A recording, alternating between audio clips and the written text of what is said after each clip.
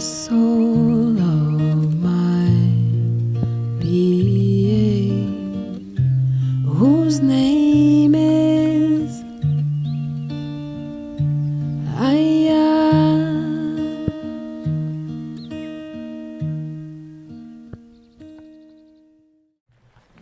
And so I'm really happy to see, that people, some young ones, some 23, 22, 20, coming into satsang now, at this age, with this maturity. I'm very happy, I'm very, very happy because in my life, I've always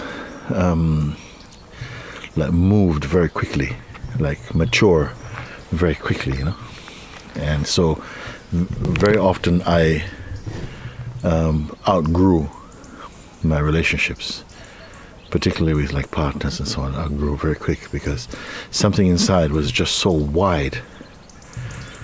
And if I look back from a very long time as a young person, I was very much interested in art, painting and drawing and so on like this. And as I grew older, that became an obsession. I was painting a lot painting. Even when I was talking to Lakshmi this morning, and we were looking through some stained glass designs, and I was saying that she asked me, did you go to art school? And I said, no, I applied, but I was refused, because at the interview they told me, you are practicing so many diverse things, and we don't know if you're really open for, this kind of training here, I was very upset, but it was very good for me. Because something inside was too wanting to burst open, and my feeling was that it was going to be I wanted to make the ultimate painting. I wanted to create the ultimate work of art. I don't know how you do this, but I had so much passion inside, and I was painting relentlessly every day, painting, going to the bathroom, putting up 5 paintings on the wall, watching until the bath goes cold, heating it up, and just constantly feeling what would the greatest painting, how would I do this, It's like it's something inside. I wanted to do this. Not to compete with anything, because I've seen great works of art by great artists of diverse expressions as well too, from Pablo Picasso to Michelangelo to Raphael to Rembrandt to Titian to all of these Cézanne and all these artists, But it was something else. And one night I dreamt I'd finally accomplished the greatest painting, but it was always moving, it was always changing, because it could not be a thing. This is what I found. And even after this, during this time, I was training martial arts, And again, I was very attracted to people like Bruce Lee, for instance. I was very much attracted to him because he was also searching for something that was not just a groove of study. It wasn't just Wing Chun or Tai Chi or Karate or Taekwondo or nothing. It was like something was a synthesis of all of them, because there was something universal inside. And he was working towards what is free, so something which is free. He started to study philosophy and all of these things. And I felt I had the same kind of obsession to try and find something that was so organically complete and all-encompassing. But I could not find it until that knock on the door from inside came. Because I was not searching like that, you see. It was just when I had this first encounter, when I say kissed from inside, and that feeling inside, that was the first taste of universality. There was something so big, there was something so, it had no shape, but it was so big. I say, oh God,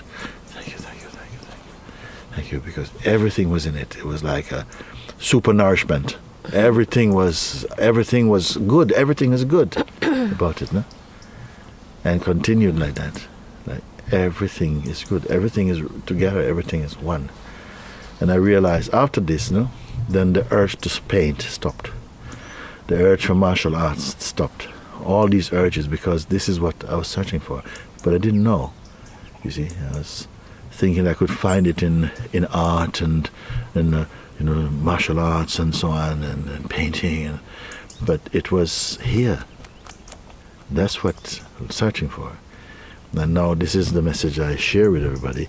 Is this you're searching for? The completeness that only the pure self not can give. The self cannot give. To whom is it going to give? It's just the one who is looking for it has to be absorbed in it. It cannot go to the self and take some self away. It has to realize, I am that. It has to come into this. I realize I am that. Not immediately. There was still duality in that I felt, that God is somewhere else, is separate, and God was like feeding me and giving me like this. It is okay. It is an okay paradigm to feel God is giving. But I knew also God is inside here. That was my experience. It's like God is inside here. But there was still a duality for a while because I still had me in the picture. And then now I don't have this me in the picture. It's not in the picture. This me has become a very, very weak thing. Somebody goes, "Hey, Tony Moo." "Oh, hey, how you doing?"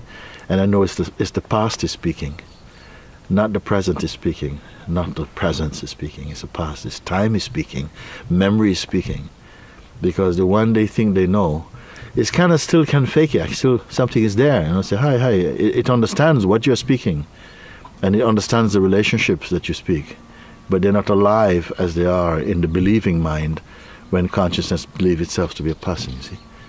So that can be there. It's just not like Tony Moo. Who is Tony Moo? No, I know exactly what is being referred to. And so will you. You will know exactly what is being referred to when someone calls you by your given name. You see? But there's a name before your given name, and the name before your given name is I am.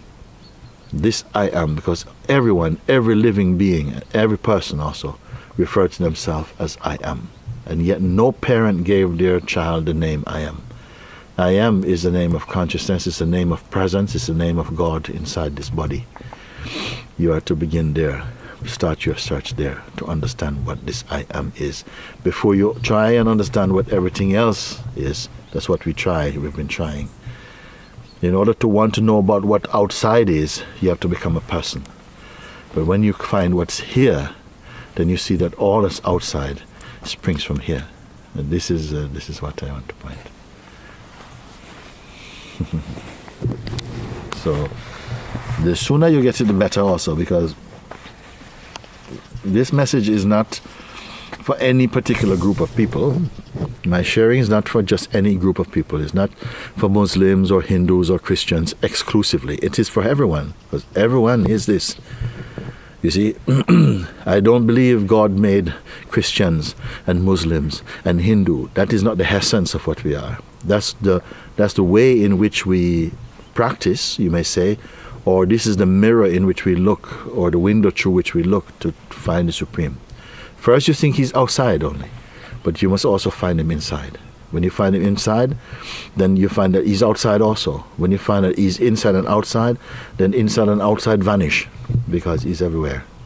This one is everywhere. And he has to suck you up. Not suck you up to spit you out again, but suck you up. You see, in the world of sensations and experience, he has to pull you in, and you think he's going to push you out. When he comes out, it's really him also, not you, because you have not, you by yourself, it doesn't do it. This human thing, this whole human thing, has never really worked. This whole human thing, independent in its consciousness from God or isolated from God, has never worked. It's only survived. To work, it must know the Supreme. It must revere the Supreme. And only by revering the Supreme, it can somehow feel its unity with the Supreme. So it is not for any particular person, any particular group, any particular age. It's for any age, because the self has no age. It's not particularly in any religion, because the self is beyond religion. It's not particularly any particular thing, because it's beyond all things particular and general. So it is for everyone. It's even for the mouse and the rabbit and the cat and the sky and everything, because all of that proceed out of him. So I'm happy to share this today. Okay. Beloved Father, who dwells within the soul of my being, whose name is I am.